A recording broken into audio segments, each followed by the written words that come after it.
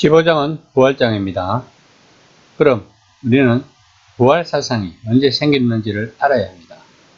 이 사상은 바울이 만드는 것도 아니고 구약 성경에 나오는 사상도 아닙니다.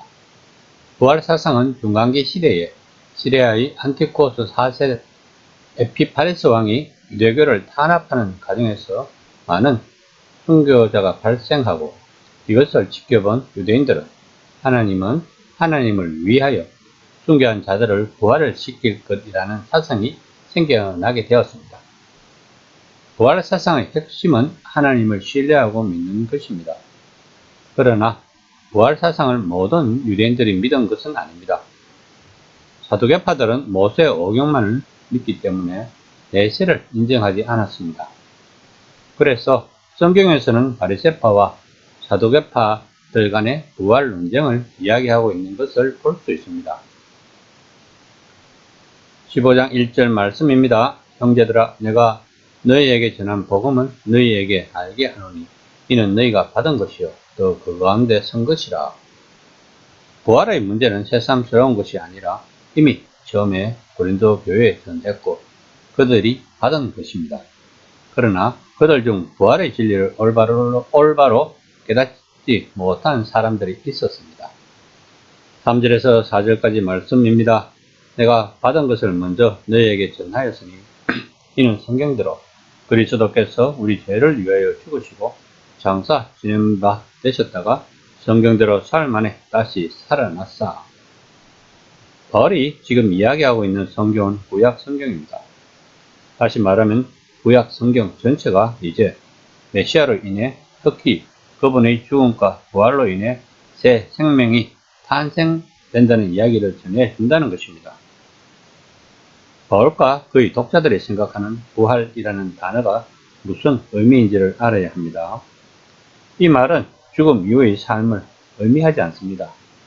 이 단어는 사람들이 죽고 난 뒤에 그들에게 일어나는 일에 대한 신앙을 가리키는 보편적인 용어가 결코 아니었습니다. 이 단어는 아주 구체적으로 이미 죽은 사람들에게 새로운 몸이 주어질 것이고 그들이 전에 지녔던 것과 완전히 다르게 구현된 생명으로 돌아갈 것이라는 의미였습니다. 5절에서 8절까지 말씀입니다. 게바에게 보이시고 후에 12 제자에게와 맨 나중에 만삭되지 못한 나 같은 자에게도 보이셨느니라. 기독교가 어떻게 시작되었는지 그 근원에 대하여 이야기를 하고 있습니다. 기독교의 근원은 예수의 죽음과 부활입니다. 그 정인들이 여기에 있다는 것입니다. 바울은 부활이 그리스도인들에게 가장 깊은 기만이라는 점을 분명히 해둡니다. 부활은 바울이 스스로 생각해낸 신비한 개념이 아닙니다. 본문에 나오는 부활의 정인들은 똑같은 이야기를 하고 있습니다. 그들이 전한 이야기가 복음, 메시아 예수의 복된 소식 선언을 형성합니다. 그것은 바울이 어디를 가든 그곳에서 전했던 메시지였습니다. 15장 9절 말씀입니다. 나는 사도 중에 가장 작은 자라.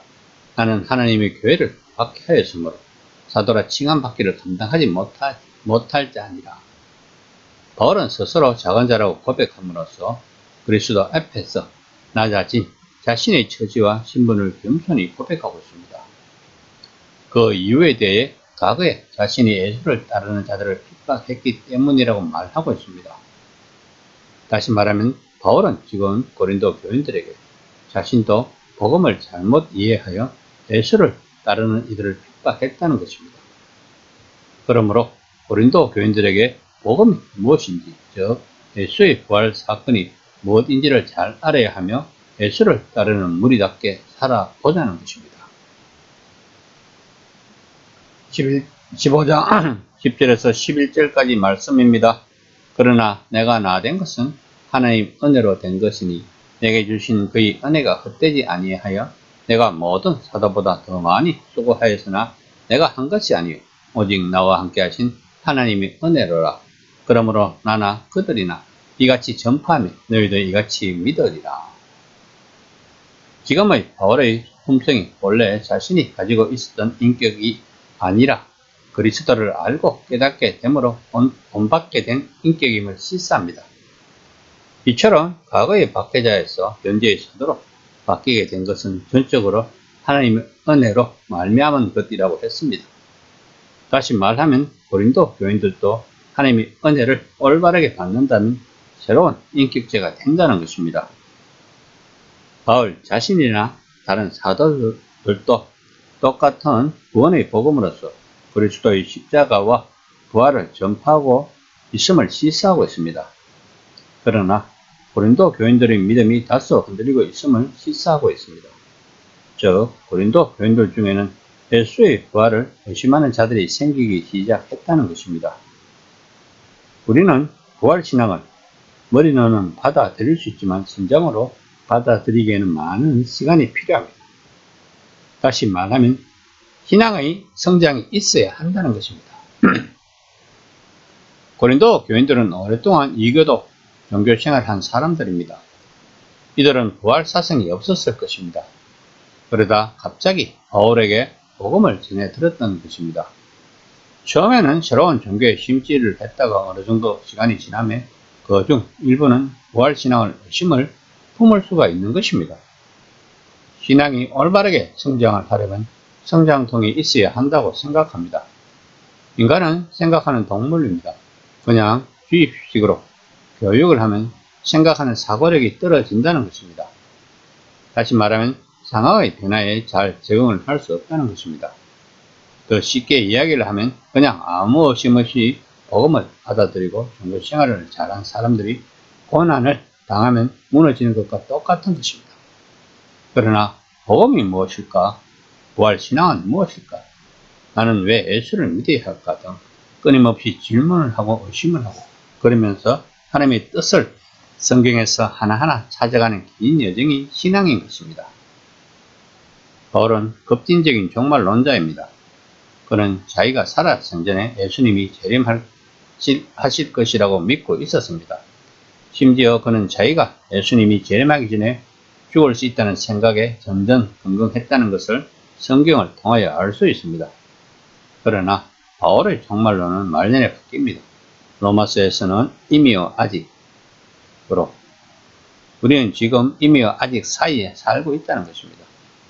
그러므로 부활신앙이 무엇을 이야기하고 있고 어떻게 살아가야 하는가가 중요합니다. 그렇지 않고 그 종말론에 심취한다면 좀 곤란합니다. 종말론으로 인하여 많은 이단들이 생겨나고 사회에 많은 무리를 일으킨 사건들이 많다는 것을 알아야 합니다. 그러므로 부활신앙의 핵심이 무엇인지 알아야 합니다. 부활신앙의 핵심은 하나님을 신뢰하고 믿는 것입니다. 이 시간 나의 부활신앙은 어떤 것인가를 한번 점검해 볼 필요가 있는 시간이 되었으면 합니다.